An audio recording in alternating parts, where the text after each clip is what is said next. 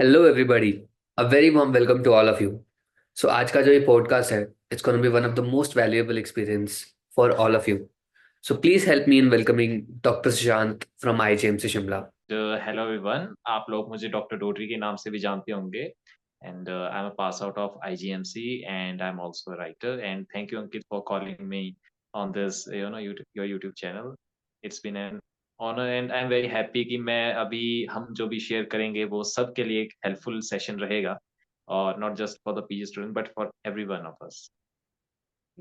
सो सुशांत भाई, पॉडकास्टिंग में डिटेल्स में जाने से पहले आप अपने बारे में थोड़ा बैकग्राउंड का बता सकते हो, आपकी या जर्नी। श्योर। मेरी जर्नी एक छोटे से गांव से शुरू होती है, हिमाचल के।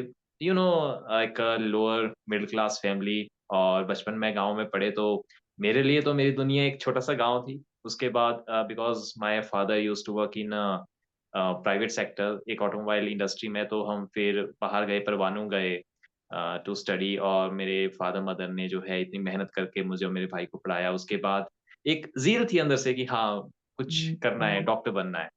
So after that we shifted to Baddi in plus one plus two and फिर वहाँ पे जो है तैयारी किया, साथ साथ में वहाँ से पिंजौर मैं जाता था अपना कोचिंग लेने। जो है जब मैंने ड्रॉप किया था तो मैं कोचिंग लेने पिंजौर जाता था रोज एवरी डे। तो करीब एक डेढ़ घंटा मैं ट्रैवल करता था इन बिटवीन। तो वहाँ पे भी बसेस में पढ़ना एंड इतना नहीं था कि हम जो है एक बहुत ही अच्छे इंस्टीट्यूट में जो है कोचिंग ले पाएँ, ऐसा नहीं था।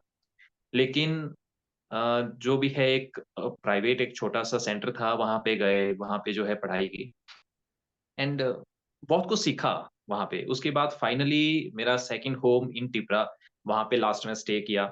सो आई वुड से कि मेरी फैमिली जो है उनकी वजह से ही जो कुछ भी है, हाँ, बहुत मेहनत करनी पड़ी।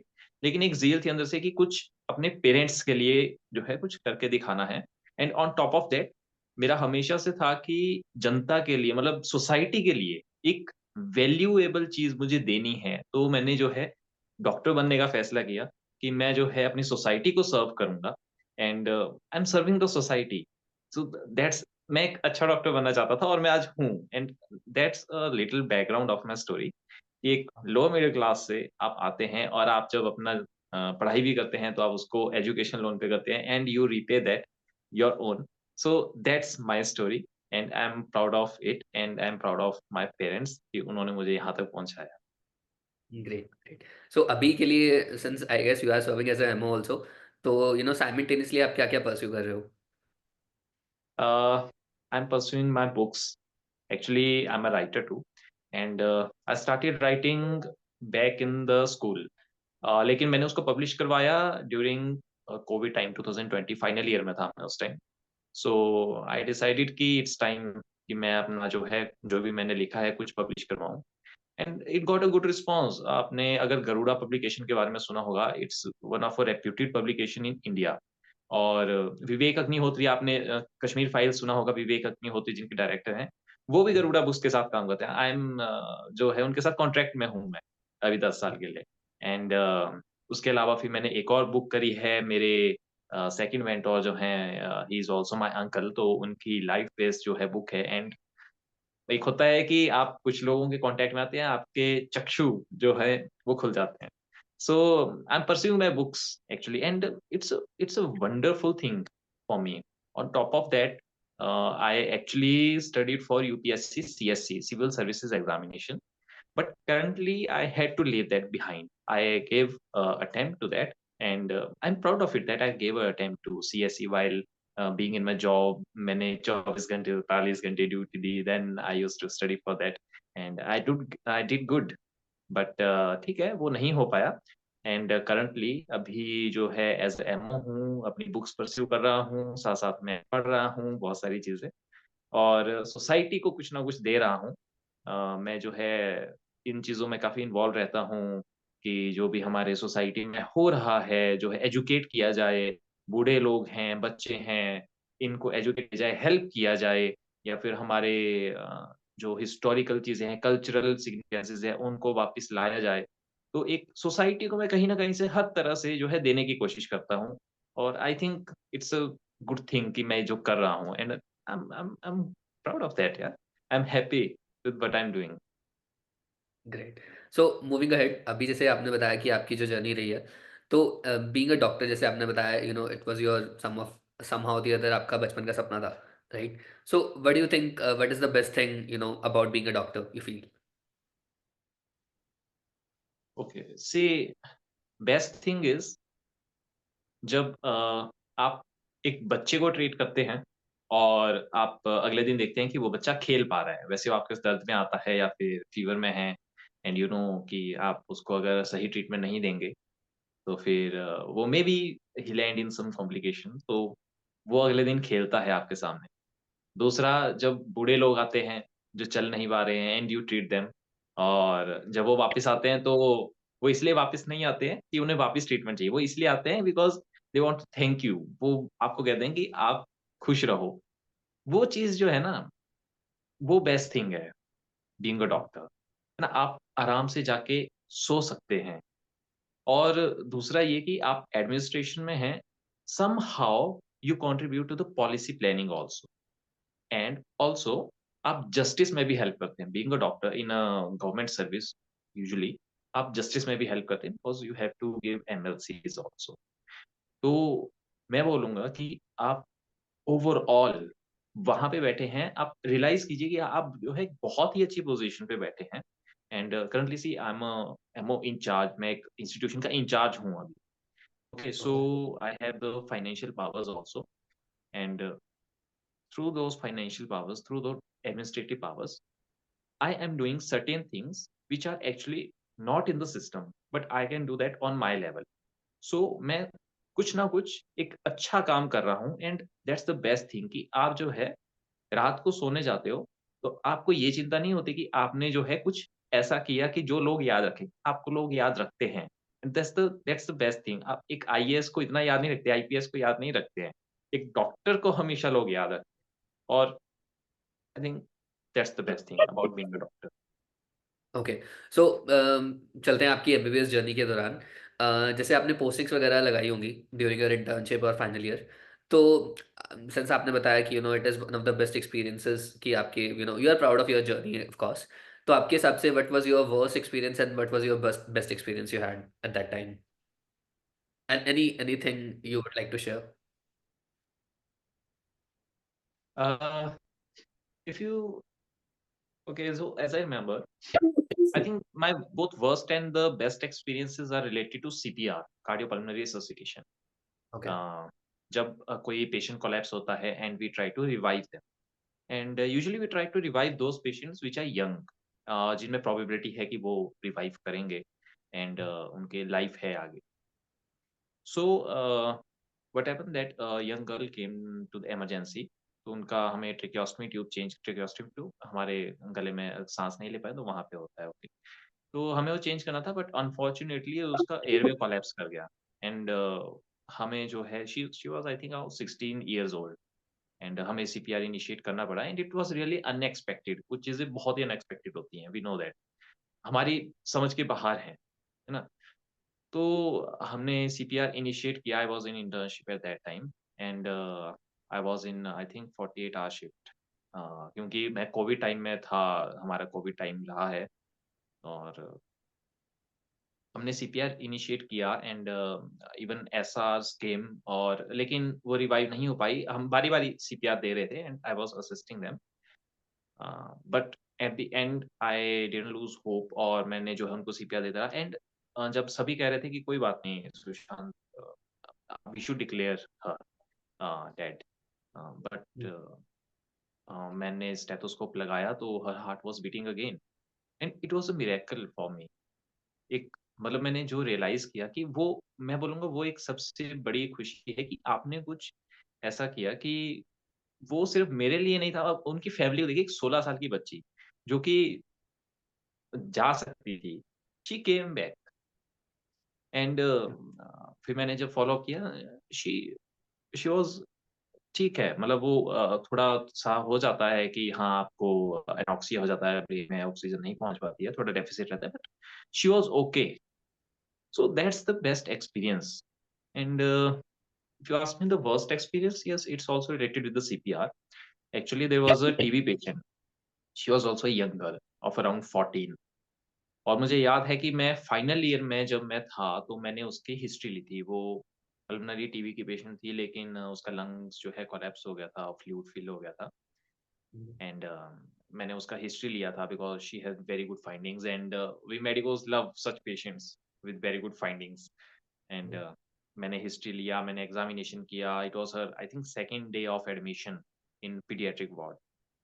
ओके। एंड और मुझे आज भी उस लड़की की शक्ल याद है। कोविड आ गया उसके बाद। And when I returned for paediatric posting in internship, वो पेशेंट वहाँ पे भी थी। And you would not believe me कि वो पेशेंट और सिक हो गई थी। उसका ट्यूबरकुलोसिस एमडीआर ट्यूबरकुलोसिस बन चुका था, उसको ट्रीटमेंट असर नहीं कर रहा था। ऑन टॉप ऑफ दैट उसके I think there were 3 sisters और जो उसकी दूसरी सिस्टर थी, उसको भी ट्यूबरकुलोसिस हुआ। उसी उसी लड़की के उसी फर्स्ट पेशेंट के थ्रू सेकंड सिस्टर को ट्यूबरकुलोसिस हुआ एंड वो सेकंड सिस्टर उसकी डेथ भी हो गई इन बिटवीन। ओके। और जो थर्ड सिस्टर थी, वो उसका ध्यान रखती थी। पेरेंट्स नहीं आते थे ध्यान रखने।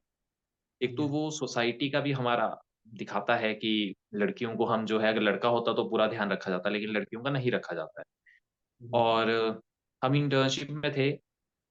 एक तो पता नहीं क्यों इंटर्नशिप में पीडियाट्रिक वार्ड्स में हमेशा ऐसा होता है जब एक एक पेशेंट कोलैप्स करने लगता है ना, तो सारे बच्चे कोलैप्स करना शुरू हो जाते हैं। I I don't know why this happens, लेकिन ये मेरे साथ नहीं, ये सभी के साथ होता है और वो रात भी वैसी थी। एक कोलैप्स हुआ, दूसरा कोलैप्स हुआ, तीसरा कोलैप्स हुआ। एंड क्योंकि उस टाइम पे पोस्ट ग्रेजुएट्स नहीं आए थे, कोविड टाइम था, तो पोस्ट ग्रेजुएट जो है डिले हुए थे। लोगों को याद होगा तो एग्ज़ाम काफ़ी डिले हुआ था और एक इंटर्न एक बच्चे को सीपीआर दे रहा है, एक एसआर दे रहे हैं, पीजी 1, पीजी 2 दे रहे हैं। मैं भी हूँ। मैं जो है उस बच्चे को दे रहा हूँ और फिर मेरे को जो है एक जेआर असिस्ट करने आते हैं। बिकॉज़ उस लड़की का जो है हम सभी के साथ बहुत अच्छा बॉन्ड बन चुका था। तो फिर हम नहीं चाहते थे कि वो जाए बच्ची, लेकिन उसके दोनों लंग्स जो है मतलब अब टीबी होता है ना वो गला देता है। मैं आपको आम भाषा में बताऊँ वो गला देता है अंदर से ऑर्गन्स को। तो उसके दोनों लंग्स जो है ना गल चुके थे। एंड जब हमने उसको सीपीआर दिया तो वो सारा केशियस मटेरियल एक चीज़ी सा मटेरियल आता है उसके मुँह के थ्रू आना शुरू हुआ। एंड वी समहाउ रिवाइव्ड हर, लेकिन फिर मुझे समझ आया कि it's not life that matter, it's the quality of life that matters. है ना? तो हमने उसको रिवाइव तो किया and she eventually collapsed after 20-25 minutes, क्योंकि उसकी जो बहन थी, दूसरी बड़ी बहन थी, तो उसने ही कहा कि नो, आप प्लीज़ रिवाइव मत ही कीजिए। ऑल्दो शी वाज़ रिवाइव्ड, लेकिन उन्होंने ही मना कर दिया था। क्योंकि ऐसी लाइफ का क्या फ़ायदा? आप 2 साल से हो, इंजेक्टेबल्स भी ले रहे हो, आप ठीक नहीं हो रहे हो। And so and also Covid time भी मेरा काफ़ी वर्स्ट एक्सपीरियंस रहा है एंड नॉट जस्ट मी, वहाँ पे जो पेशेंट्स थे उनका भी। एक तो कुछ लोगों को लगता है कोविड एक होक्स था। No, it was not a hoax. हम लोगों ने सूट्स पहन के सिलेंडर्स भी खींचे हैं और हमने जो है हमने देखा है कि वहाँ पे कैसे हालात। सो आई वुड से कि yes, those were the worst experiences of my life, but also they taught us something very very important. So मैंने उस टाइम से ही एक रूल बना लिया था कि आप जो है क्वालिटी ऑफ लाइफ पे ध्यान दें। है ना?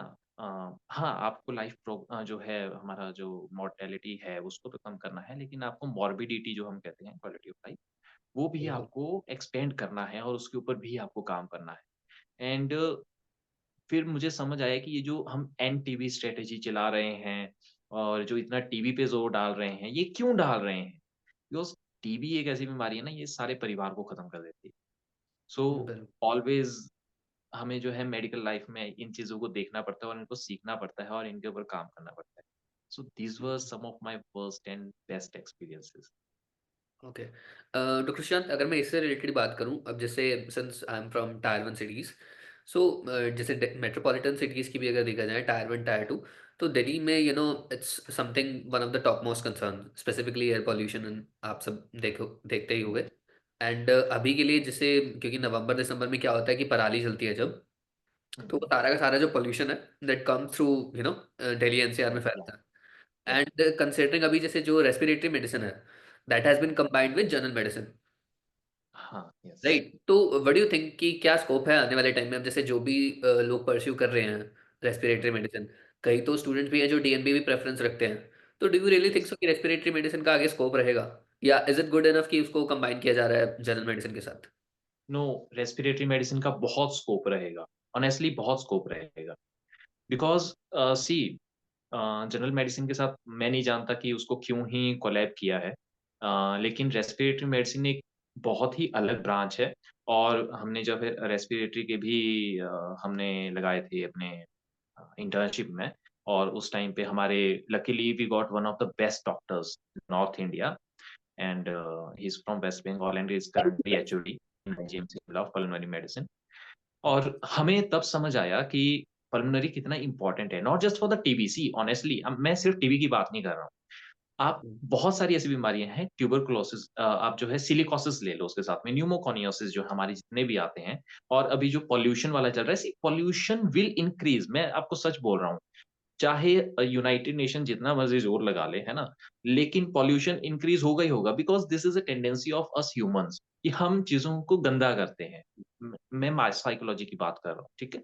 पॉल्यूशन इंक्रीज़ होगा and not just the pollution. अब रेस्पिरेटरी इलनेसेस आप देख लीजिए, हर कुछ टाइम में जो है इसके पैंडेमिक्स आते हैं रेस्पिरेटरी इलनेसेस के, है ना? और जो बूढ़े लोग होते हैं और जो यंग होते हैं, उनमें रेस्पिरेटरी इलनेसेस कितनी ही कॉमन है, हम सभी जानते हैं।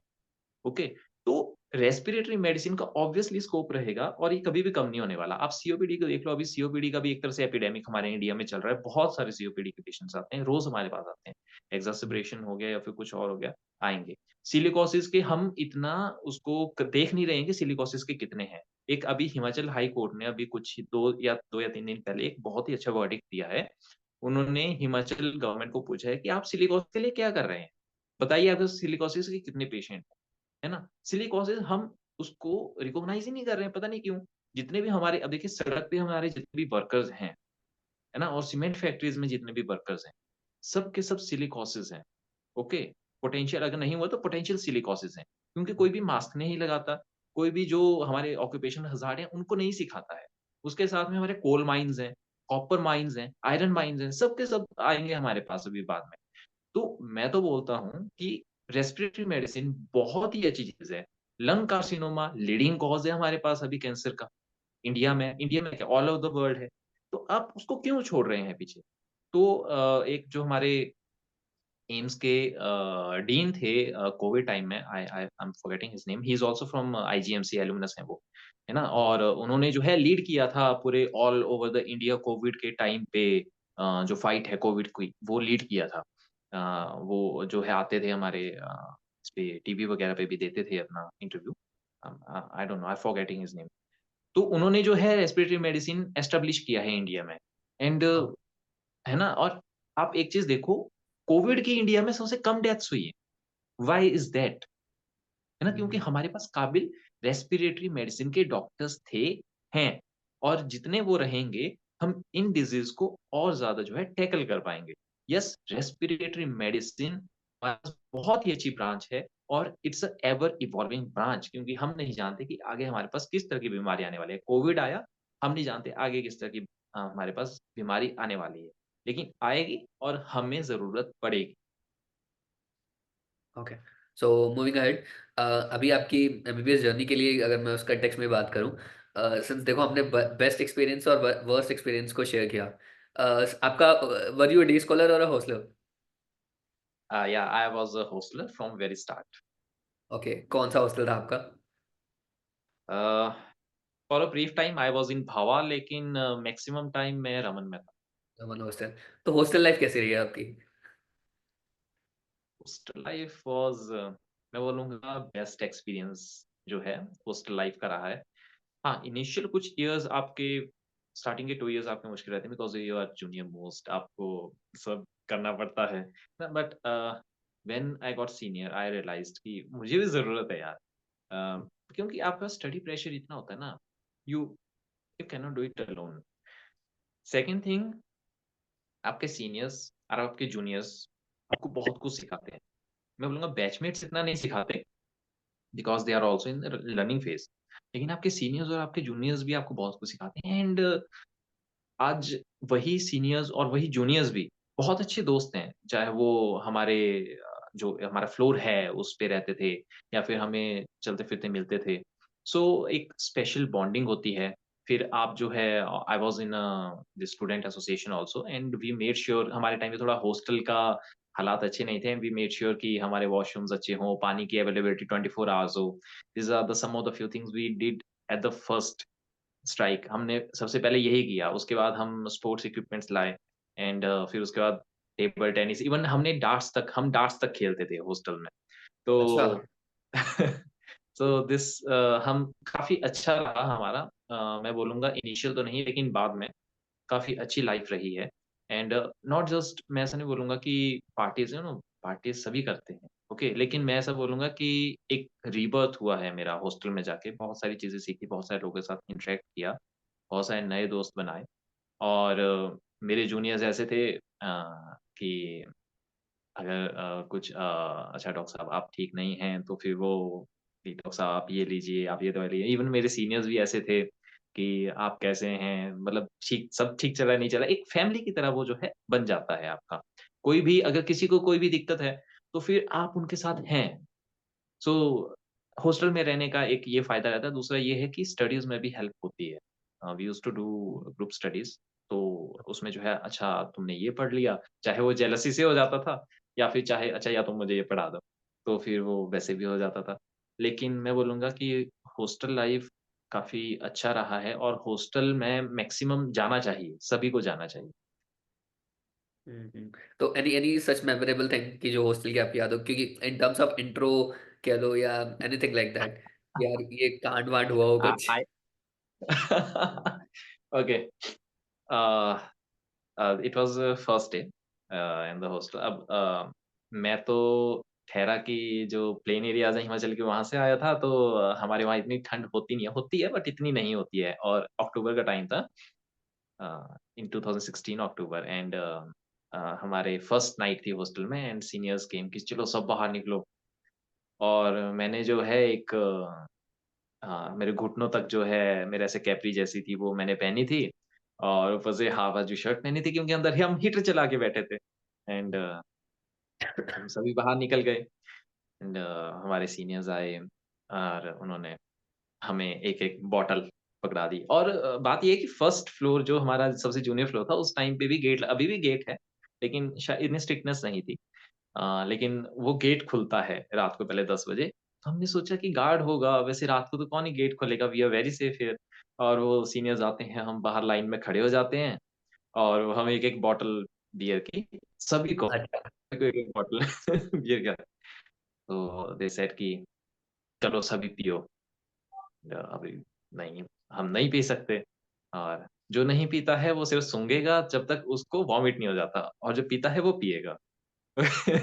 एंड वी वर लाइक ऐसे हमने पकड़ के उसको नाक इसमें लगाया हुआ है एंड और मेरे तो पैर काँप रहे थे। अब ठंड है, शिमला की ठंड है और मेरे तो पैर हाँ। काँप रहे हैं। मैं तो वहाँ पे वैसे खड़ा हूँ और अब मुझे देख रहे हैं कि भाई तू क्या सोच के शिमला आया है? ये क्या है, गोवा है क्या? सो दे लेफ्ट मी भाई चेंज करके आ पहले तो फिर चेंज करके आए, फिर वापस वहाँ पे खड़े हुए। तो इस तरह की कुछ यादें थी बट काफ़ी ऐसे अच्छा था। एक बार हमें 4 बजे सवेरे अखबार पढ़ने को भी खड़ा किया था एंड काफ़ी कुछ है, इसमें काफ़ी कुछ रहता है। मैं कहता हूँ कि राइट। जब लेकिन अब इतना नहीं होता है और मैं ऐसा कहूँगा कि फिज़िकल रैगिंग नहीं होनी चाहिए। कि आप थोड़ा इंटरैक्ट करो, स्टूडेंट्स जो नए आते हैं उनसे इंटरैक्ट करो, उन्हें बताओ कि क्या करना है। मेरा हमेशा से ये रहा है। मेरे जूनियर्स थे, मैंने कभी किसी जूनियर को ये नहीं कहा कि आप अल्कोहल लो, आप कोई नशे करो। मैंने कहा देखो यार एज़ अ सीनियर मुझसे जितना हो पाएगा मैं तुम्हें दूँगा। तुम्हें पढ़ना है तुम पढ़ो, तुम्हें मौज-मस्ती करनी है ना चलो हम चलते हैं। ठीक है? तुम्हें कुछ खेलना है, तुम्हें अपनी एनर्जी कहीं और लगानी है लगाओ। लेकिन कभी भी ड्रग्स में या फिर एवन अल्कोहल और टोबैको इसमें नहीं पड़ना है। मैं हमेशा से ये कहता आया हूँ। और मेरे जितने भी जूनियर्स हैं, मेरे जितने मतलब मेरे लगभग सभी जूनियर्स जो हैं बहुत अच्छे दोस्त हैं। अब ऑब्वियसली आप सभी को तो अच्छा नहीं बना सकते लेकिन उन ऐसा भी नहीं है कि जिनके साथ जो अच्छे नहीं हैं, वो कोई अच्छे नहीं है बहुत। लेकिन मेरे बहुत अच्छे बॉन्ड्स रहे हैं, मेरे जूनियर्स और सीनियर्स भी because we are good at heart and we connect from that. So correct. they respect me for that. My juniors respect me for that, and even my seniors, we have a good bonding. वो मुझे एक छोटे भाई की तरह समझते हैं. And that's a good thing about IGMC. You learn that value.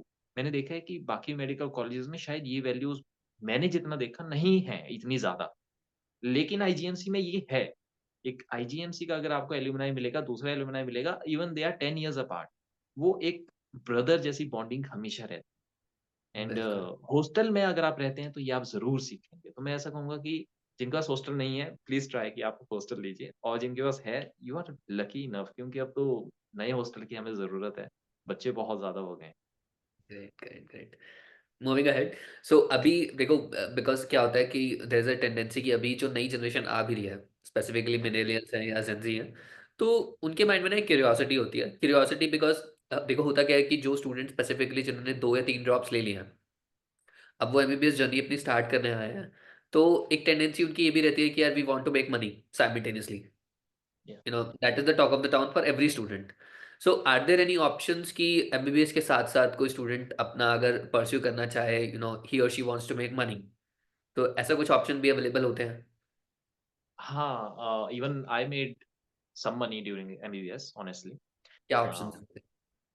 या देखो उसमें ना मैं एक चीज़ पहले क्लियर करना चाहता हूँ कि if you are in there for making money during MBBS थोड़ा-सा आपको पढ़ाई सैक्रिफाइस करना पड़ेगा, है ना? फिर आप ये नहीं सोच सकते कि आप टॉप क्यों कर रहे हैं? टॉप टॉप क्यों नहीं कर रहे हैं, है ना? क्योंकि आप अपना ध्यान कहीं और भी डाइवर्ट कर रहे हैं, है ना? एंड इवन मेरे बैचमेट्स थे, they started a little company of them, even GST number तक लिया था उन्होंने। तो दे वर मेकिंग गुड मनी और वैसे तो फॉरेन में तो ऐसा होता है कि आप साथ में जो है कुछ पार्ट टाइम जॉब कर सकते हैं, लेकिन इंडिया में ऐसा नहीं चलेगा मेडिकल कॉलेज में, क्योंकि आपके स्टडी प्रेशर काफ़ी है। तो उसमें बेस्ट रहता है सोशल मीडिया अप्रोच, ओके? कि आप जो है एक इन्फ्लुएंसर बन सकते हैं या फिर आप साथ-साथ में जो है टीचिंग कर सकते हैं। अपने जो नीट यूजी के लिए जो है टीचिंग कर सकते हैं आप ऑनलाइन। ठीक है? और या फिर आप जो है गाइडेंस दे सकते हैं और उसका फीस ले सकते हैं। दूसरा ये कि आप जो है अपना यूट्यूब पे कंटेंट डाल सकते हैं, ठीक है? चौथा ये कि आपको थोड़ा स्टॉक्स और जो हमारे बिटकॉइन्स वगैरह हैं, इनका थोड़ा-सा नॉलेज लेना पड़ेगा, आईपीओज़ का नॉलेज लेना पड़ेगा। I made money from them, okay? Okay. लेकिन आपको उसका नॉलेज लेना पड़ेगा ऑनेस्टली वरना आप दैट्स यू नो वो कहते हैं कि mutual fund are associated with risk तो वैसा है। तो आपको थोड़ा स्टडी करना पड़ेगा, इंटरनेशनल न्यूज़ देखनी पड़ेगी और मार्केट कैसे ग्रो करता है वो सीखना पड़ेगा।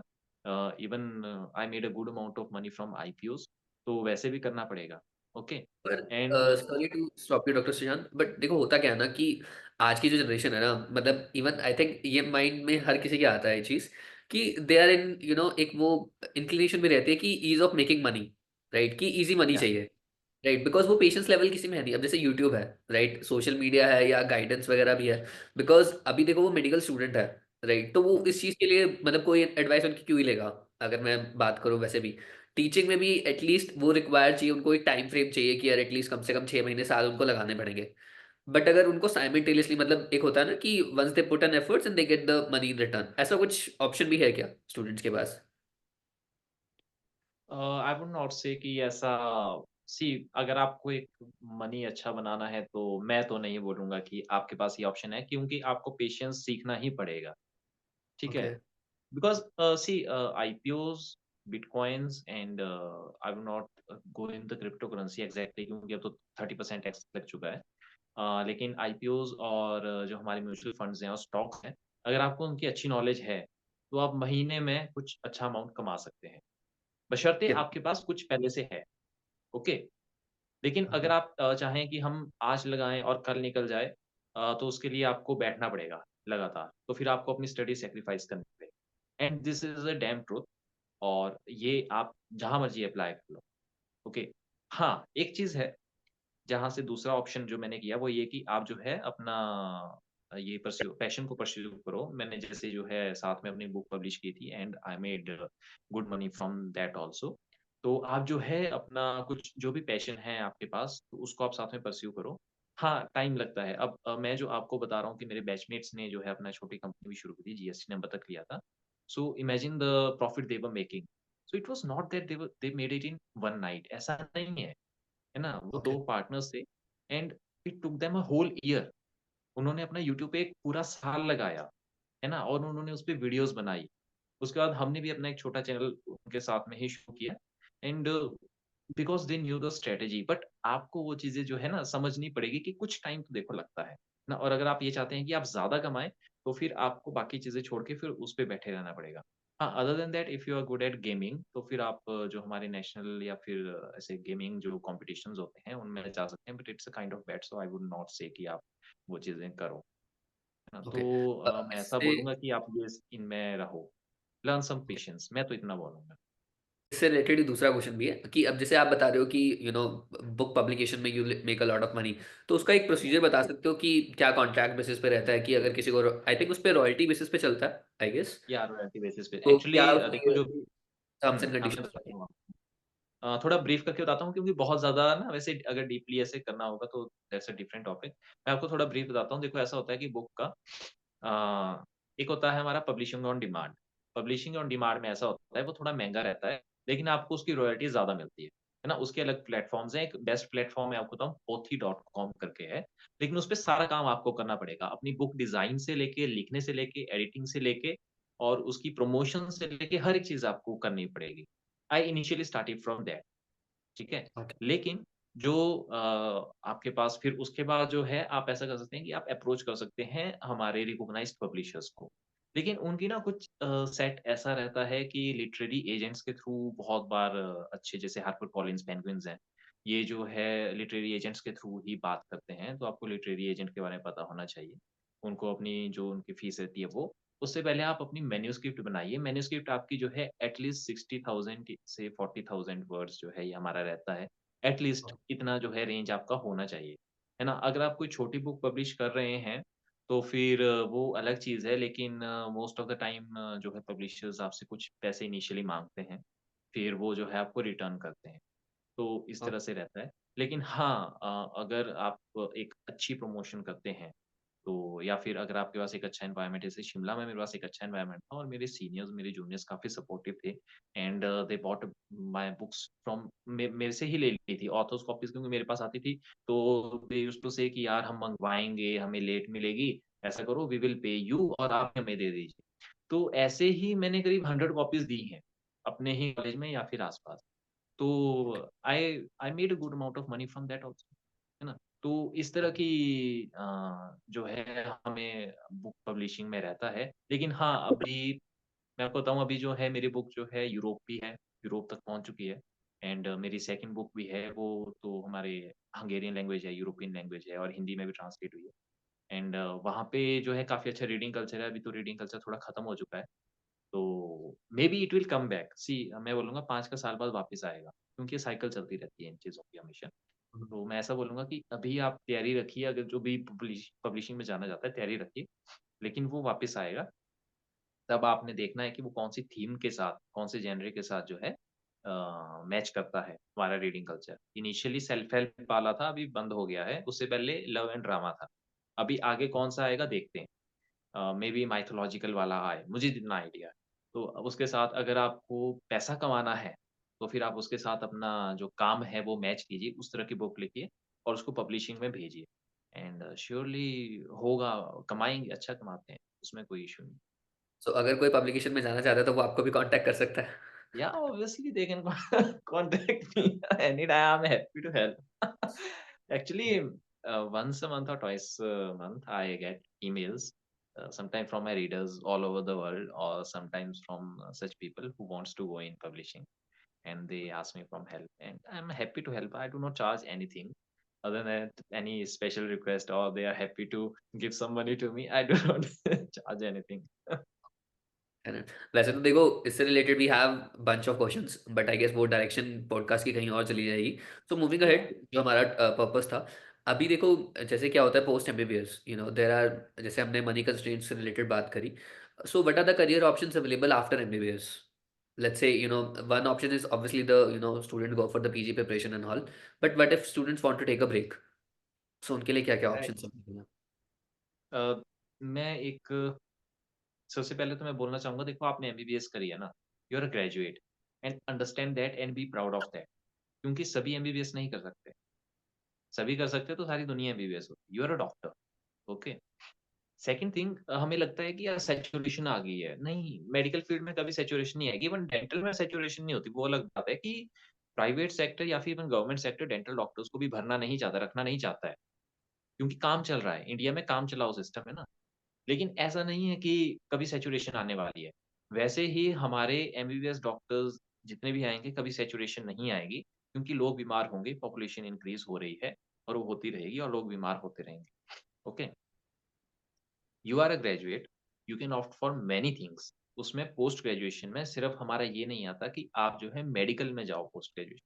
आपने बायोमेडिकल इंजीनियरिंग के बारे में अगर सुना होगा, जो हमारे प्रोस्थेटिक्स लगते हैं ना, रोबोटिक आर्म्स और हमारे नए मशीन्स जो हैं, पेट स्कैन की नई मशीन, सीटी स्कैन की नई मशीन्स, तो ये सारा बायोमेडिकल इंजीनियरिंग में आता है। ये आईआईटीज़ करवाती हैं, ओके? तो आप जो है अपना गेट दीजिए, उसकी स्टडी कीजिए, गेट दीजिए, उसके बाद आप आईआईटीज़ जाइए, बायोमेडिकल इंजीनियरिंग में जाइए। That's a good branch. उसके अलावा जो है आप एमबीए कीजिए, ठीक है? और पीजी में पता नहीं क्यों हॉस्पिटल एडमिनिस्ट्रेशन को पीजी नहीं मानते, मुझे नहीं पता क्यों? आप हॉस्पिटल एडमिनिस्ट्रेशन में भी जा सकते हैं, है ना? और यूएसएमएलई और प्लैब तो हमारे पास है ही है, लेकिन हम एक चीज़ भूल जाते हैं, यूरोपियन यूनियन को। ईयू को, क्योंकि ईयू में एक क्लॉज़ रहता है कि आपने जो है जिस कंट्री में करना है प्रैक्टिस करना है, वहाँ का आपके पास वीज़ा होना चाहिए, resident visa. If somehow you get resident visa of any EU country, तो आपके पास जो है प्लेब से भी ज़्यादा एडवांटेज है ईयू कंट्रीज़ में जाके, और वहाँ का एग्ज़ाम इतना मुश्किल नहीं होता जितना प्लेब का होता है। ओके, तो आप वहाँ पे जाइए, ईयू में जाइए, ठीक है? उसके अलावा जो है आप टीचिंग में जा सकते हैं और आप जो है नॉन एकेडमिक जेआरशिप कर सकते हैं कहीं से, और फिर उसके आप जो है आगे फेलोशिप्स वगैरह कीजिए और आप जो है आगे उसमें स्टडी कीजिए, है ना? और ये जो है बीडीएस वालों के लिए भी यही चीज़ लागू होती है। मेरे कुछ फ्रेंड्स हैं जो कि ये कर रहे हैं, उन्होंने फेलोशिप्स वगैरह की, आगे रिसर्चेज़ में जा रहे हैं। तो आप जो है एक अच्छे हॉस्पिटल के साथ एसोसिएट कीजिए और वहाँ पे इंटर्नशिप कीजिए और आपको अच्छा कमाने को मिलता है। तो ये जो है कुछ चीज़ें हैं, उसके अलावा जो आप अपना पैशन परस्यू कर सकते हैं। डॉक्टर मानुषी चिल्लर का नाम तो सुना होगा आप लोगों ने, ऑफ कोर्स। जो है ना, अभी she is a actress and also आपने वो गाना सुना है चाँद वालिया? यू नो अ मैं उनका नाम भूल रहा हूँ, इस doctor Awasthi something, he is a pathologist, वो डॉक्टर हैं। ओके। ठीक है?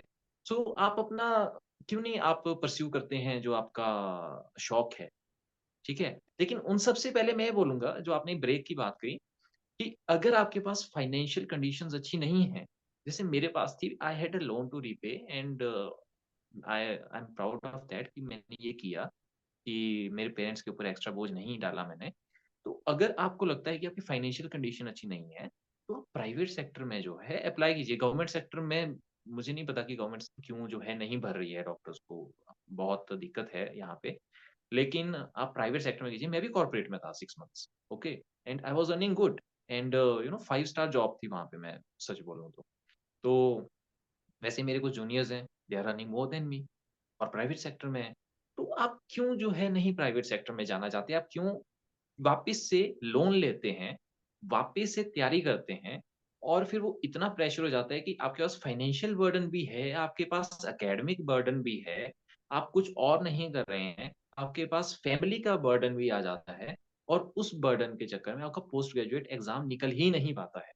और ये बहुत बड़ा रीज़न है हमारे डॉक्टर्स का स्ट्रेस में और डिप्रेशन में जाने को अभी पोस्ट एमबीबीएस। ओके। और फिर होता क्या है कि वो डिप्रेशन में पीजी निकल भी जाए, वहाँ जाते हैं, वहाँ पे उनको ये पता नहीं होता कि उन्हें कौन-सी ब्रांच चाहिए।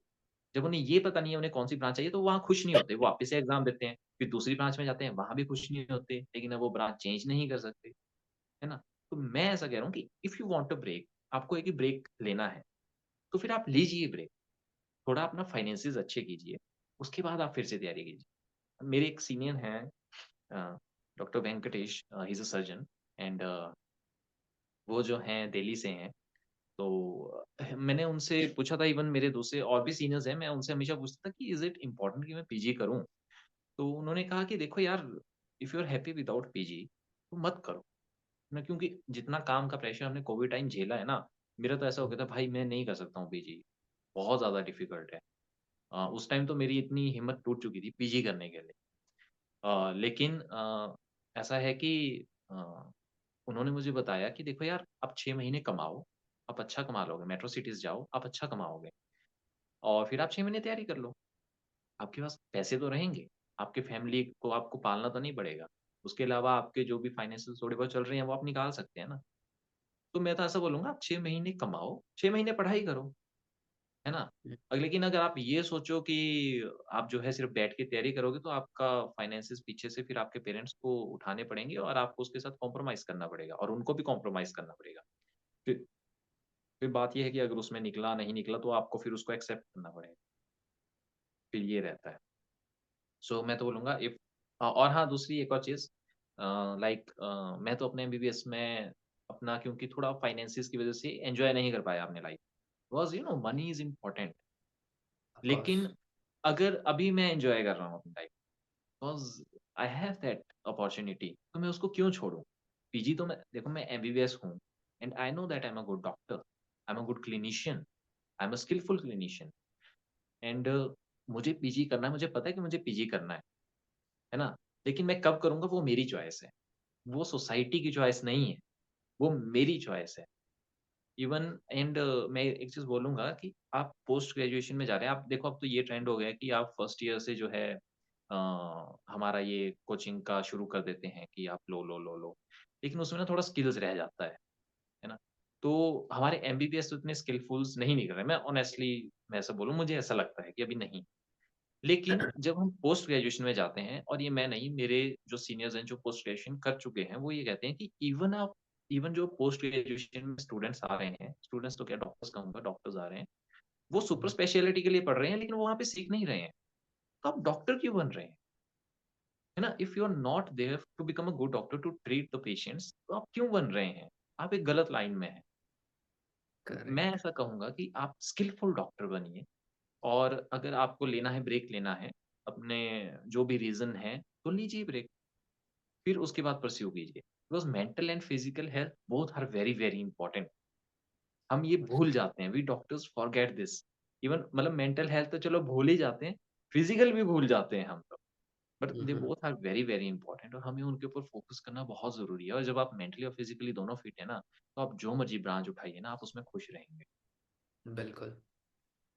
ठीक, ठीक। This so is my point of view. नहीं, ऑफ कोर्स डेफिनिटली प्रशांत इसी से रिलेटेड अब जैसे क्योंकि देखो आपने जैसे डिस्कस किया तो we have bunch of questions related to this only.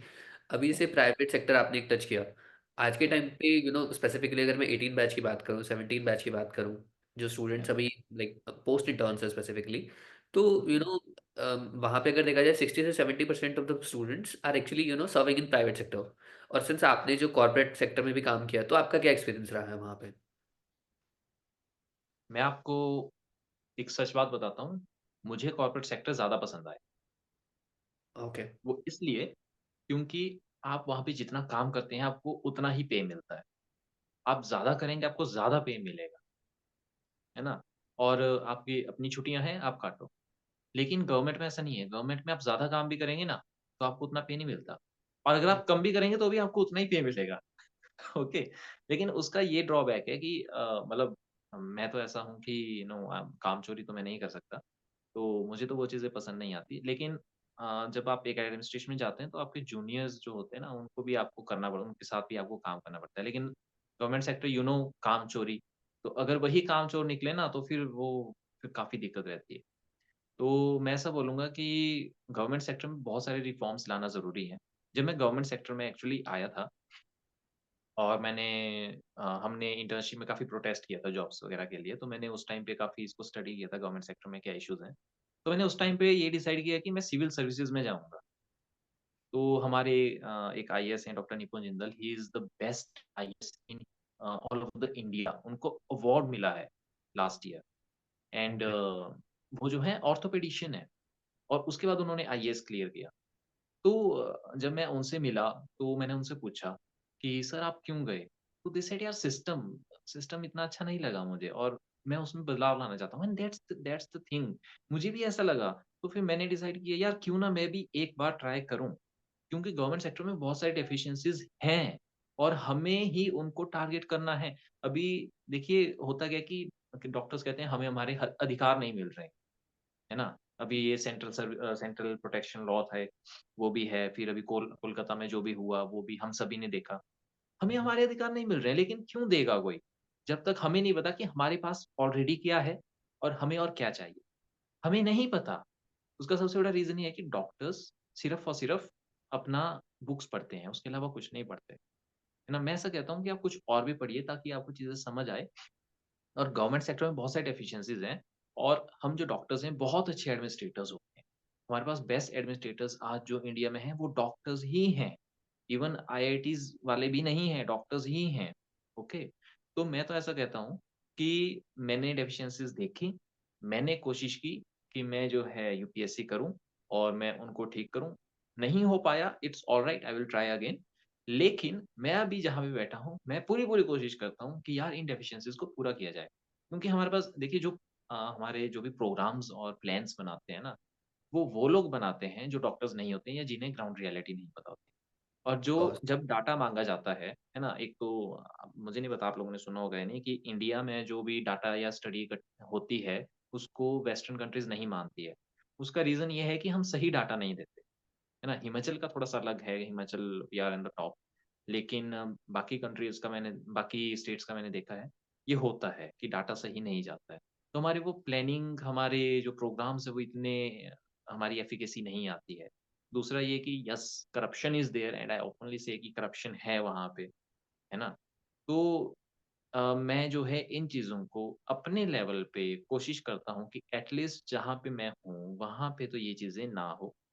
और जो है हमें जो है इसमें जाना चाहिए। जो हमने पोस्ट एमबीबीएस भी हमने बात करी, आप यूपीएससी क्यों नहीं करते? मुझे मुझे नहीं समझ आता, बहुत ही कम लोग जो हैं यूपीएससी करते हैं डॉक्टर्स। और लेकिन अगर किसी को यूपीएससी करना है, आई वुड से यार मुझसे कॉन्टैक्ट करो ना, मैं आपको बताता हूँ क्या पढ़ना है, क्या नहीं पढ़ना है।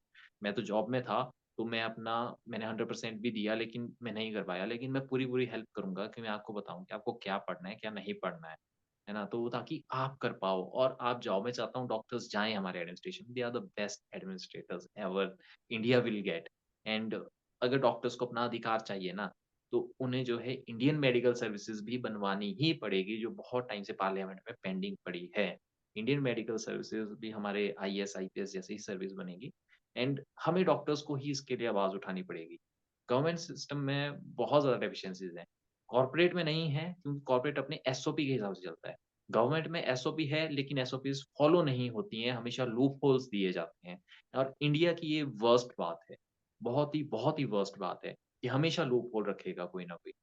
लेकिन हम डॉक्टर्स इसको कर सकते हैं क्योंकि हम लोगों का दर्द देखते हैं और दर्द समझते हैं, हमने वो चीज़ें देखी होती हैं। तो मतलब आप देखिए ना, एक आईएएस है, ही इज़ फ्रॉम आर्ट साइड, ठीक है? या कॉमर्स साइड या नॉन मेडिकल साइड। आप उसको एनएमसी का चेयरमैन बना देते हैं। यही हो रहा है ना, आप उसको एनएमसी का करेक्ट। चेयरमैन बना देते हैं। बिल्कुल। आप वो कैसे जानेगा नीट यूजी का जो बच्चा प्रिपेयर कर रहा है या नीट पीजी का जो प्रिपेयर कर रहा है, वो किस फेज़ से गुज़र रहा है? वो कैसे जानेंगे कि जो पोस्ट ग्रेजुएट्स होते हैं, वो क्या-क्या हमारा जो है फेस करते हैं?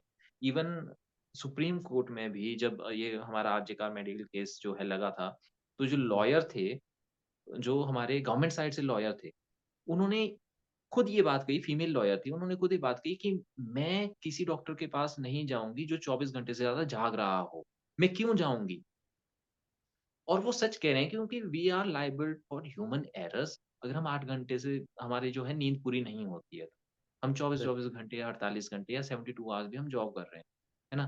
तो ये डेफिशिएंसी है और ये आज भी पूरी नहीं हो रही और ये मैं कहता हूँ तब तक पूरी नहीं होंगी जब तक डॉक्टर्स खुद ये नहीं जानेंगे कि उनके राइट्स क्या हैं, है ना?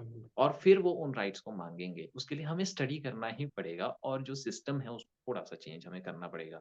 ना मैं तो ये भी चाहता हूँ कि जो हमारे ऑनलाइन ये जो प्लेटफ़ॉर्म्स हैं, यूएसएमएल और प्लैब के साथ-साथ में यूपीएससी की प्रिपरेशन देना भी शुरू कर दें स्टूडेंट्स को, है ना? ताकि जो है उनमें एक अवेयरनेस लेवल बढ़ जाए। और उसके साथ-साथ में जो है, अगर आप चाहते हैं कि कॉर्पोरेट देखो, मैं कॉर्पोरेट मुझे अच्छा लगा, दे paid me good, they gave me उन्हों अच्छी सर्विस दी, उन्होंने मुझे गाड़ी दी, उन्होंने मुझे ऑफ़र किया कि आपको हम यहाँ पे भी दे देते हैं, यहाँ पे भी भेज देते हैं, है ना? और बढ़िया एसी वाला कमरा मिला था। अब मैं यहाँ पे हूँ, मैं थोड़ा कम के साथ कर रहा हूँ, लेकिन एक चीज़ है सैटिस्फैक्शन कि यहाँ पे कॉर्पोरेट में था, तो फिर उन गरीब लोगों के साथ मेरा डायरेक्ट कॉन्टैक्ट नहीं था, जितना यहाँ पे है। तो एक वो मन में सैटिस्फैक्शन है कि हाँ यार, अब कुछ कर रहे हैं, हम डायरेक्टली सोसाइटी के साथ कॉन्टैक्ट में हैं, जो कोई भी नहीं करता है। इवन एक तहसीलदार तक नहीं करता है, वो जो है हम कर रहे हैं, एसडीएम नहीं करेगा, डीसी नहीं करेगा, हमारे लेकिन हम मेडिकल ऑफिसर जो हैं, उस सोसाइटी के साथ कनेक्ट करते हैं and that's the best thing about being in a government sector. हाँ, थोड़ा ऐसा है कि अभी तो प्राइवेट में आप कर भी सकते हैं, अभी जैसे ये हमारे फाउंडेशंस वगैरह, एनजीओज़ वगैरह अगर आप उनके साथ एसोसिएटेड हैं तो। बट हाँ, still I have heard about हंस फाउंडेशन है, यू नो। हाँ, हाँ, उनके साथ कर सकते हैं बट स्टिल गवर्नमेंट सेक्टर काफ़ी डिफरेंट अप्रोच रखता है और अगर आप एक अच्छे उसमें हैं तो फिर आप कर सकते हैं। तो दिस इज़ ओके। सो अभी जैसे आप यूपीएससी का कंटेक्स्ट बता रहे हो, सो आपके हिसाब से what was your 3 learnings from UPSC जैसे आपने एग्जाम्स दिया तो? Okay. Hmm, my 3 learning is everyone should read constitution of India. Her okay. किसी को कॉन्स्टिट्यूशन पढ़ना चाहिए, ताकि आपको अपने अधिकार पता लग जाएँ, ठीक है? दूसरा ये कि हमारी जो है जो फंडामेंटल ड्यूटीज़ हैं, वो ज़रूरी हैं। तीसरा ये कि आप जो है ना अप टू डेट रहते हैं, आपको एक न्यूज़पेपर पढ़ने की आदत हो जाती है। हम मुझे नहीं पता हम डॉक्टर्स क्यों न्यूज़पेपर्स नहीं पढ़ते हैं, रोज़ सवेरे उठ के न्यूज़पेपर पढ़ लो 5 मिनट लगते हैं। एट लीस्ट जो दुनिया में हो रहा है, जो अभी आपके साथ होने वाला है, वो आपको पता लग जाएगा। मैं एक छोटा-सा एग्ज़ाम्पल देता हूँ। अभी पीछे ऐसे हमारे टीबी के जो मेडिसिन्स हैं, उसकी शॉर्टेज हो गई थी। तो it came in the news तो मेरे अंडर जितने भी थे सब सेंटर्स थे, तो मैंने उनको कह दिया कि देखो यार अपना टीबी का जो भी मेडिसिन का स्टॉक है उसको बढ़ा दो, शॉर्टेज होने वाली है। दे डिड दैट हमारे पास कोई स्टॉक का कुछ हमारे पास इश्यू नहीं आया, कमी नहीं आई। लेकिन जो बाकी का एरिया था वहाँ पे कमी आई। So these are the things you can do. Okay, कि आप जो है अप टू डेट रहते हैं, आप उस तरह से काम करते हैं एंड जो है आपका जो सोचने का लेवल है वो उतना ही ब्रॉडन हो जाता है। रिसेंटली मैं भी सोसाइटी में गया था तो I told them about agro forestry. What is agro agro forestry कुछ ज़्यादा नहीं है। आप हम जब छोटे बच्चे होते थे, गाँव में रहते थे, तो हम फल-फ्रूट खाते थे अपने पेड़ों से निकाल के। आम खाए, आँवला खाया, मौसम्बी खाई। That is agro forestry. और अभी देखो हमारे क्या होता है, हमारे यूजुअली बूढ़े पेशेंट होते हैं, तो यंग पेशेंट्स में भी हमारे बोन पेन्स या मसल पेन ज़्यादा हो जाती है। हमारा होता क्या है, हम विटामिन सी और लाइनोलिक एसिड डेफिशिएंट हो जाते हैं, because they are important things, है ना? और और अगर आप एग्रो फॉरेस्ट्री करते हैं, तो ये जो डेफिशिएंट चीज़ें हैं ना, ये आपको न्यूट्रिएंट्स मिलते रहेंगे। तो आप उसमें डेफिशिएंट नहीं होंगे, तो आपको ये बोन्स और इससे रिलेटेड चीज़ें कम हो जाएँगी। सो दीज़ आर थिंग्स कि आप डॉट्स जो है कनेक्ट कर पाते हैं। आपका सोचने का जो क्षमता है, वो काफ़ी बढ़ जाती है। तो ये मेरा काफ़ी इम्पोर्टेंट जो सीख रही है यूपीएससी से, ये था। और ये भी कि अगर जो आपके राइट्स हैं, आपकी ड्यूटीज़ भी हैं, ठीक है? ये तो हमारे सुप्रीम कोर्ट ने भी काफ़ी एम्स दिल्ली के कुछ स्टूडेंट्स थे, उनका केस था, उसमें भी कहा है, you have fundamental duty also. और हम उसको भूल जाते हैं, ऑनेस्टली हम उसको भूल जाते हैं, मुझे नहीं पता क्यों भूलते हैं। और कॉन्स्टिट्यूशन तो ज़रूर पढ़ना चाहिए, सभी को पढ़ना चाहिए, तब आपको अपने अधिकार वैसे ही पता लग जाएँगे एंड कोई आपको धमका भी देता है ना कोई, बोलते हैं अच्छा पुलिस वाले ने हमारे साथ बदतमीज़ी कर दी। आप कह सकते हो उसको भाई, इस आर्टिकल के अंडर आप ऐसा नहीं कर सकते। कोर्ट में आपका केस लगता है। अगर आपको लग रहा है कि आपकी सुनवाई नहीं हो रही है, आप उनको बोल सकते हैं भई इस आर्टिकल के अंदर हमें ऐसा लग रहा है हमारा कॉन्स्टिट्यूशनल राइट जो है, वो हमें नहीं मिल रहा है। They have to listen to it. It is under the constitution, it is under the law, है ना? और हमें डॉक्टर्स को जो है हमें यही नहीं पता होता कि जो जैसे कोई नोटिफ़िकेशन आ जाती है उसका मतलब क्या है? मैंने तो ऐसे देखा हमें ये नहीं पता था उसका मतलब क्या है? बट अगर आप ये इस तरह की चीज़ें करते हैं, तैयारी करते हैं, तो आपको चीज़ें पता लग जाती हैं। सो ये मैंने आप टॉप 3 वैसे तो बहुत सारे बोल सकते हैं, लेकिन टॉप 3 अगर मैं कहूँ तो दीज़ आर तो जैसे आप न्यूज़पेपर की बात कर रहे हो, कौन-सा न्यूज़पेपर पढ़ना चाहिए वैसे? अ, अगर आप सिंपल यूपीएससी का ऐसे मैं कहूँ, देखो द इंडियन एक्सप्रेस भी अच्छा है, लेकिन the Hindu is one of the best क्योंकि वो सिम्प्लिफाइड में आता है। उसका यूपीएससी वर्ज़न आता है और आई थिंक 2500 का है ईयरली सब्सक्रिप्शन उसका, ओके, वो ले लो। ठीक है, fair enough. So moving ahead, अभी देखो जैसे हम कंपैरिज़न कर रहे थे गवर्नमेंट एंड प्राइवेट सेक्टर से रिलेटेड, राइट? कि क्या जॉब कंपैरिज़न है। तो अगर मैं गवर्नमेंट सेक्टर की बात करूँ, मुझे याद है सिंस आज से 3 साल पहले जब आप लोगों का बैच पास आउट हो रहा था, तो उस टाइम पे हिमाचल गवर्नमेंट की अगर मैं कॉन्टेक्स्ट में ही बात करूँ, तो एक कमीशन का एग्ज़ाम आया था। या राइट। एंड अभी कुछ दिन पहले एक नोटिफिकेशन हो रही है रिगार्डिंग द कमीशन, राइट? या सो या व्हाट डू यू थिंक कि आपका क्या पर्सपेक्टिव है उस चीज़ को लेकर? और आई थिंक उन्होंने 200 सीट्स निकाली हैं, आज या से 3 साल पहले भी 200 सीट्स वर देयर एंड अभी भी। 300 सीट्स ओके, ओके। हाँ। और अभी के लिए 200 सीट्स हैं जो अलॉटमेंट आई है। सो उस उसके कंटेक्स्ट में प्रिपरेशन वाइज अगर मैं पूछूं, आपका क्या टेक है उसके लिए? देखो मैं सबसे सबसे पहले तो मैं ये कहूँगा कि हाँ, अगर आप 16 और 17 बैच के हैं, मैं रिकमेंड नहीं करूँगा कि आप इस एग्ज़ाम को भरें क्योंकि Himachal government is paying very less, very, very, very less. ठीक है? कितना? आप कॉर्पोरेट में रहिए। हमें एनपीए नहीं मिलेगा तो आप ले लीजिए अभी तो आपको 2 ढाई साल करीब 33-34 हज़ार मिलेगा। अगर आप फिर कहीं पेरिफेरी में पोस्टेड हैं तो फिर 50,000 के आस-पास मिल सकता है आपको। ओके। ओके। लेकिन मैं तो बोलूँगा कम है क्योंकि सभी की पोस्टिंग्स जो है उन एरियाज़ में नहीं होती है जहाँ पे ज़्यादा पैसा मिलता है। वो if you have good political connection तो आप जा सकते हैं। लेकिन जिसने भी एग्ज़ाम भरना है, डू गिव द एग्ज़ाम क्योंकि इसका जो एग्ज़ाम में जो भी आने वाला है, वो काफ़ी अच्छा एग्ज़ाम रहेगा। वो मैं इसलिए कह रहा हूँ क्योंकि हिमाचल का जीके, इंडिया का जीके, इंटरनेशनल अफ़ेयर्स, साथ ही साथ इंग्लिश और हिंदी का करिकुलम भी इसमें आने वाला है। ओके। तो देखो हम अपना मेडिकल का तो हम पढ़ते हैं और हम सभी पढ़ेंगे। हम जानते हैं कि तैयारी करेंगे हम, हमारे जो भी बुक्स हैं या फिर पुराने पेपर्स हैं। तो सबसे पहले तो आप पुराने पेपर्स पढ़ लेना। हाँ, इसका तो रहता है कि पुराने पेपर्स जितने भी आए हैं तो हिमाचल की जो एग्ज़ाम होते हैं वो पुराने पेपर से आते हैं मोस्ट ऑफ द टाइम। तो लास्ट 10 इयर्स के पेपर उठा के पढ़ लेना सभी के सभी।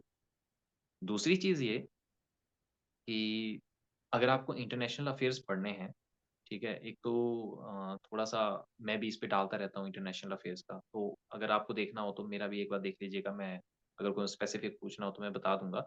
लेकिन इसरो जो आजकल कर रहा है, दूसरा free and open Indo Pacific, तीसरा अभी हमारे प्राइम मिनिस्टर साहब गए थे south America, south American countries, तो वहाँ पे हमारा ज़्यादातर ऑयल इम्पोर्ट करते हैं हम लोग वहाँ से, okay.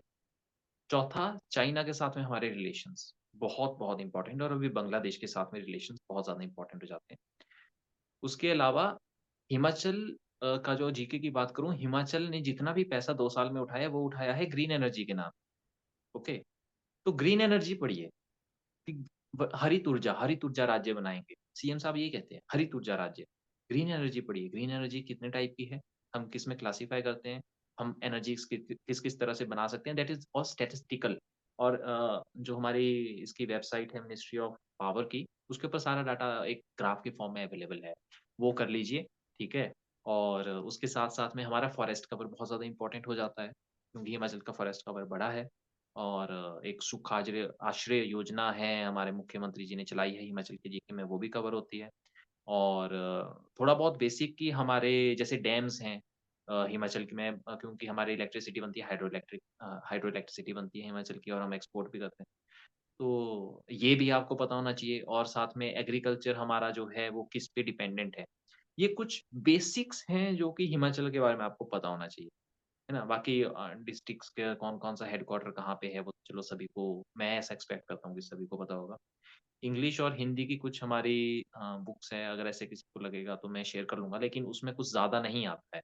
Because we are graduates and we are professional graduates, तो हमें हिंदी और इंग्लिश आता है, हमें अच्छा आता है।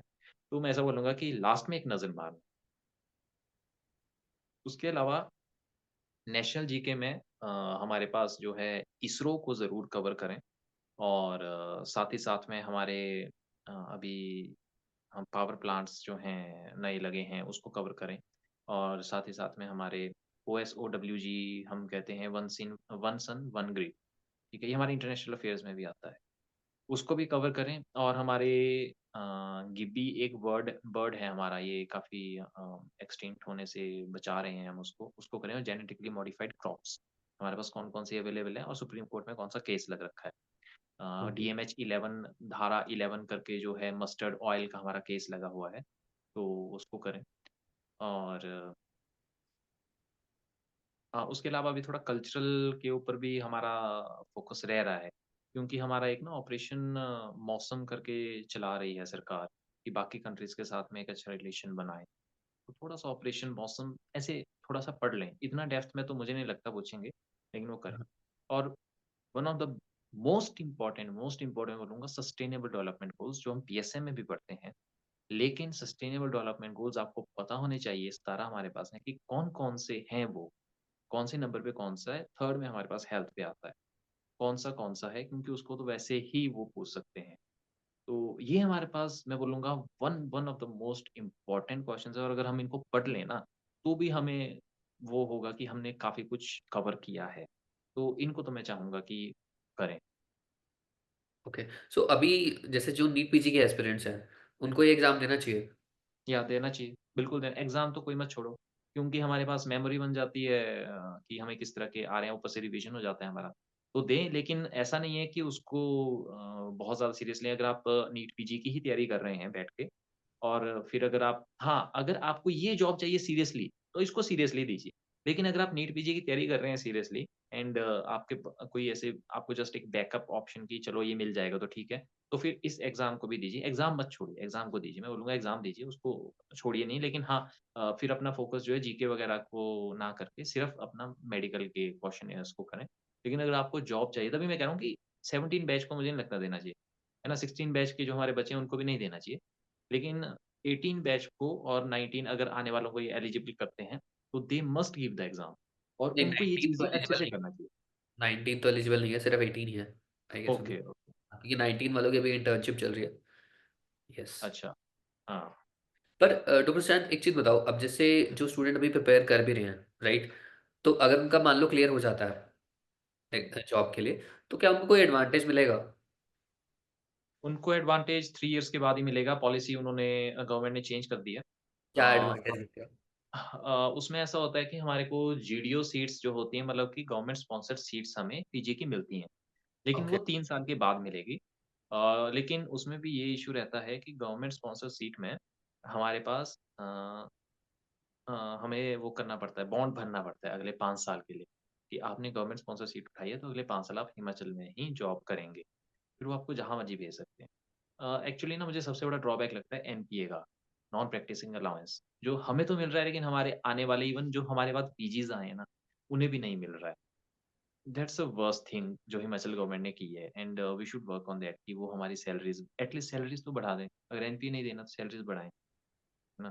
तो मैं ये कहूँगा कि आपको एडवांटेज मिलेगा 3 साल के बाद और 3 साल के बाद आपका एक्चुअली इसमें ना कोटा बनता है हमारा। आप जो एरिया सर्व कर रहे हैं, उसके हिसाब से आपका इसमें परसेंटेज कोटा बनता है, ठीक है? जैसे मैं जहाँ हूँ, वहाँ पे 4% बनता है, किन्नौर साइड 10% बनता है। वैसे हमारे पास 4%, 6%, 8%, 10% का स्लॉट है। लेकिन अगर आप अर्बन एरिया में जाते हैं, तो आपको 0% मिलता है और आप 4 साल के बाद जीडीओ काउंट होते हैं। तो ये एक बहुत बड़ा ड्रॉबैक रहता है, ओके? तो और एक और चीज़ मैं बोलूँगा कि अगर आप गवर्नमेंट जॉब में आ रहे हैं, तो एक चीज़ गाँठ बाँध के रखिए कि इस गवर्नमेंट ने अपना ट्रांसफर पॉलिसी बहुत ही पक्का कर लिया है, ओके? तो आपकी ट्रांसफर ईज़िली नहीं होगी अनटिल अनलेस आप कोई बहुत ही बड़े पॉलिटिशियन के जानकार हैं या फिर आप बहुत ही बड़े आप किसी अथॉरिटी के जानकार हैं, ओके? तो आपको जहाँ भी भेजेंगे, वहाँ पे आपको सर्व करना पड़ेगा। और ये गवर्नमेंट सर्विस का रूल होता ही होता है और अभी ये इन रिटर्न भी निकाला गया है कि जब तक अभी 2.5 साल हो जाएँगे 2.5 साल के बाद लगभग जो है हम रेगुलर हो पहले 2 साल हमारा कॉन्ट्रैक्ट पीरियड रहता है। जब तक ओके। आप रेगुलर नहीं होंगे, आपकी ट्रांसफर नहीं होगी until unless for administrative reasons और वो भी रिटर्न में ही आएगा। तो ट्रांसफर पॉलिसी बहुत ही ज़्यादा स्ट्रिक्ट हो चुकी है। इस चीज़ को समझ लें, सोच लें, तभी हिमाचल में आएँ क्योंकि यहाँ पे हार्ड एरियाज़ भी हैं। आपको इतना पे नहीं मिलेगा, लेकिन थोड़ा आराम की नौकरी मिल जाएगी। आपको पढ़ने का टाइम मिल जाएगा and you can enjoy your life. So if you want that तो आइए, अगर if you do not want that तो आप तैयारी कीजिए। अभी जैसे जितने भी नीट एस्पिरेंट्स हैं, अभी आई थिंक कल ही अनाउंसमेंट आई है regarding 15th June is the date for the NEET PG. So any sort of advice for those aspirants, या अपनी प्रिपरेशन स्ट्रैटेजी आप शेयर करना चाहें? मेरी एक्चुअली हर किसी की प्रिपरेशन स्ट्रैटेजी 16% सीट्स है अगर नहीं 16% इसका सक्सेस रेट है आई थिंक, है ना? नीट पीजी का। तो अगर नहीं मिलता है यार कोई बात नहीं, अगली बार ज़रूर मिलेगा। At least you are having a clinical experience, good clinical experience और रन फॉर द मनी, मैं कहूँगा run for the money.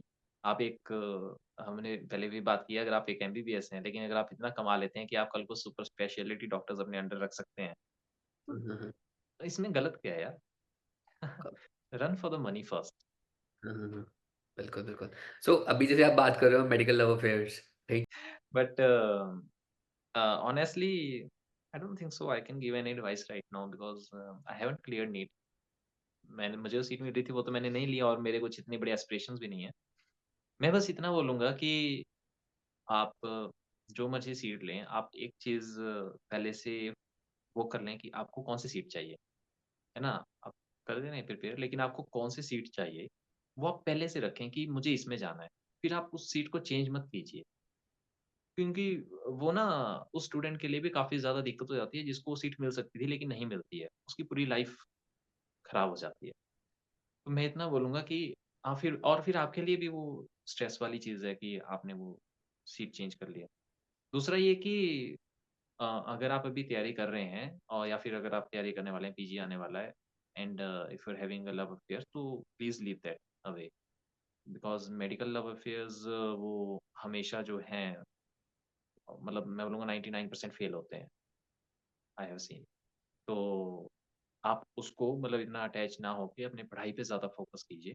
I think ये मेरी ऑब्जर्वेशन भी रही है बिकॉज़ ड्यूरिंग एन इंटर्नशिप और post internship, you know that the person goes through a very stressful journey, right? And at the same time वो companionship होना, I think that work pretty good, I guess, अगर देखा जाए तो। यार मुझे लगता है मैंने गलत ही टॉपिक छेड़ दिया। सी um, it's good to have someone by your side। It's always good to have someone by your side holding your hand and you have a shoulder to rest and but the thing is कि these things they are just temporary। आपको आपको जो करना है ना आप करो लेकिन अटैच नहीं होना है। आपको अटैच सिर्फ उसी के साथ होना है जब आपकी ना शादी हो जाएगी, ठीक है? So never give your 100% in such especially in medical college, never give your 100% in relationships, but never cheat on anyone, I would say। ये मैं इतना बोलूँगा, चीट मत करो, stay true to yourself, stay true to your partner। ठीक है, if you are in a relationship that's one of the best experiences of the life and ये evolve करता है इंसान को और होना भी चाहिए एंड आपने कहा जैसे कंपेनियनशिप होनी चाहिए। लेकिन यार इतना भी अटैच मत हो जाना कि कल को आप फिर उसके बिना भी ना रह पाओ। ठीक है? Okay. So because you have a career ahead हाँ, एंड बिल्कुल। If you are having a good career maybe she और he would have stayed with you. So that's the बिल्कुल, थिंग। बिल्कुल। सो एक लास्ट क्वेश्चन ऐड ऑन करना चाहूँगा मैं इसमें। अभी जैसे आपने डिस्कस किया ब्रांच के लिए, राइट? बिकॉज़ होता क्या है, देखो, फर्स्ट ईयर, सेकंड ईयर या even there have been many instances, जो जब मेरा जैसे डिस्कशन होता भी है ना किसी स्टूडेंट से, या आप कहोगे इंटर्न्स, पोस्ट इंटर्न से भी, तो it's very difficult for them to identify the कि हम कौन सी ब्रांच लें। Even there is a friend of mine, मैं नाम नहीं लूँगा, वो आईजीएमसी से ही थे। तो अब हुआ क्या कि उन्होंने एम्स की सीट उठाई, right? And not one of the instances, but there have been many instances, I would say. And उन्होंने जब वो अपनी ब्रांच के लिए, जिस कॉलेज के लिए गए वो, but at the same time कि उन्हें पसंद नहीं आई, and at the same time उन्होंने वो छोड़ा, एंड फिर दोबारा से वो प्रिपरेशन शुरू करी। तो वो आइडेंटिफिकेशन कब, कैसे और कहाँ होती है? देखो वो आइडेंटिफिकेशन ना इंटर्नशिप में होती है, मैं आपको सच कहूँ। मुझे जितना फ़ील हुआ है इंटर्नशिप में हुई है। पोस्ट हाँ, इंटर्नशिप भी कुछ इनसाइट्स आती हैं हमारे पास जब हम क्लिनिकली प्रैक्टिस करते हैं। अगर नहीं कर रहे हैं तो थोड़ा-सा मुश्किल रहता है। लेकिन जब आप इंटर्नशिप में होते हैं, आप क्लिनिकल हैंड रखते हैं अपना, है ना? तो तब आपको ज़्यादा होता है। दूसरा ये कि आपको स्टार्टिंग से किस चीज़ में इंटरेस्ट है। मैं अगर देखो अपना एग्ज़ाम्पल दूँ, मुझे इनिशियली सर्जिकल प्रोसीजर सर्जरी में ज़्यादा इंटरेस्ट था। I was good at anatomy also और लेकिन जैसे-जैसे स्टेप वाइज़ हम आगे जाते-जाते हैं, हमें रियलाइज़ होता है फिर मुझे समझ आया नहीं यार, साइकोलॉजी इज़ गुड, है ना? PSM is good. और बेस क्या है हमारे मेडिसिन का? Pathology, physiology, microbiology, diagnosis, clinically diagnosis लेकिन लैब इन्वेस्टिगेशन पे सब कुछ डिपेंडेंट है यार, है ना? जितने हमारे पास चाहे रेडियोलॉजी होगी या फिर पैथोलॉजी होगी, है ना? अब तो सब कुछ हमारे पास सब कुछ लैब डायग्नोसिस पे आ रहा है, उसके बिना हम कुछ कर ही नहीं सकते। तो ये चीज़ें हम क्यों छोड़ देते हैं? इनकी सीट्स को हम क्यों छोड़ देते हैं? हमें ना देखो हर एक चीज़ का सिग्निफिकेंस समझें हम सबसे पहले कि इस चीज़ का सिग्निफिकेंस क्या है? क्या ये मेरे कैरेक्टर के साथ रेज़ोनेट हो रहा है? सोसाइटी को रहने दो। सोसाइटी कहती है तुम ये बनो, तुम वो बनो, पेरेंट्स का प्रेशर हो जाता है, पीयर प्रेशर हो जाता है, यार मेरे फ्रेंड ने तो ये ले लिया, वो ले लिया। But we have to ask ourselves भाई तुम किसमें खुश हो? क्या तुम्हें जो है ऐसा चाहिए कि तुम्हें जो है सुसु जाने के लिए भी टाइम ना मिले, ठीक है? खाना खाने के लिए टाइम ना मिले या तुम्हें ऐसा चाहिए कि यार मैं बैठ के पेशेंट का डायग्नोसिस बना लूँगा और मेरे डायग्नोसिस पे जो है पेशेंट की जान बच सकती है, ठीक है? मैं देख लूँगा कौन-सा बैक्टीरिया उग रहा है, इसमें कौन-सा रेजिस्टेंस आ रहा है, I will give the report. मैं उस पे कोई रिसर्च कर लूँगा, कौन-सा इसमें नया ड्रग हम कौन-सा बना सकते हैं। हमने नेफ्रिथ्रोमाइसिन के बारे में अगर सुना होगा तो, ठीक है? इट्स अज़िथ्रोमाइसिन का भाई कह सकते हैं आप, नया ड्रग आया है। सो हमें उन चीज़ों के ऊपर हम क्यों फ़ोकस नहीं करते? हमारे करैक्टर के साथ क्या रेज़ोनेट कर रहा है? हमें वो चीज़ देखना पड़ेगा, है ना? फिर हमारा फ़िज़िकल और मेंटल हम कितना जो है अ, हम इसमें कर सकते हैं कि हमारा जो फ़िज़िकल और मेंटल हम कितना दे सकते हैं। अगर हम अब मेडिसिन या सर्जिकल ब्रांचेज़ जो हैं यूजुअली जो मेडिसिन है, जनरल मेडिसिन है, ऑर्थो है, हमारे सर्जिकल ब्रांचेज़ और बाकी हैं, तो उसमें हमें ना काफ़ी टाइम खड़े रहना पड़ता है। तो क्या आपकी बॉडी इतना ले सकती है या नहीं ले सकती? ठीक है? अगर आपको जो है फ़ील्ड में जाने का शौक है, तो आप पीएसएम लीजिए, आप फ़ील्ड में काम करेंगे, ठीक है? अगर आपको रिसर्चेज़ का शौक है और आपको जो है फ़िज़िकल फ़िज़ीक नहीं चाहिए, मेंटल फ़िज़ीक नहीं चाहिए, तो आप फ़िज़ियो उठा लीजिए, आप अपना फ़ार्मा उठा लीजिए, बायोकेमिस्ट्री उठा लीजिए, अच्छे कॉलेज से उठाइए, है ना? ऐसा ज़रूरी थोड़ी है आप एक पेरिफेरल कॉलेज से उठाएँगे, आप अच्छे कॉलेज से उठाइए, सीट्स खाली जाती हैं। तो आपका फ़िज़िकल और मेंटल किस चीज़ से रेज़ोनेट कर रहा है, आपका कैरेक्टर किस चीज़ से रेज़ोनेट कर रहा है, ये चीज़ें आपको देखना बहुत ज़रूरी है, ठीक है? और ये जो है यूजुअली मैं ऐसा कहूँगा इंटर्नशिप में हमें पता लग जाता है, लेकिन कई बार ऐसा इंटर्नशिप में नहीं भी पता लगता तो फिर हम जो है बाद में पोस्ट इंटर्न जो है हम चीज़ों को देखते हैं।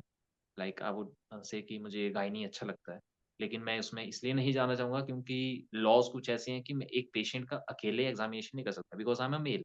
मैं एक फीमेल का एग्ज़ामिनेशन नहीं कर सकता, है ना? तो इसलिए मैं गायनी में नहीं जाना चाहूँगा अदरवाइज़ आई लव गायनी मुझे बहुत अच्छा लगता है गायनी।